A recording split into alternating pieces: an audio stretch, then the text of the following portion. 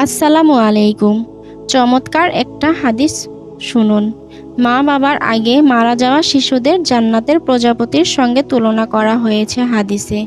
হজরত আবু হাসান রাদিয়াল্লাহু আনহা থেকে বর্ণিত, তিনি বলেন, আমি হজরত আবু হুরায়রাকে বললাম, আমার দুটি সন্তান মারা গিয়েছে। আপনি কি রাসূল সাল্লাল্লাহু আলাইহি ওয়াসাল্লামের থেকে এমন একটি হাদিস বর্ণনা করবেন যাতে আমরা অন্তরে সান্ত্বনা পেতে পারি?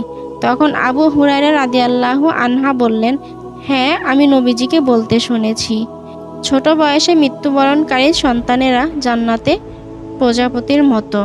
তাদের কেউ যখন পিতা কিংবা পিতামাতা উভয়ের সঙ্গে মিলিত হবে, তখন তার পরিধানের কাপড় কিংবা হাত ধরবে, যেভাবে এখন আমি তোমার কাপড়ের আঁচল ধরেছি।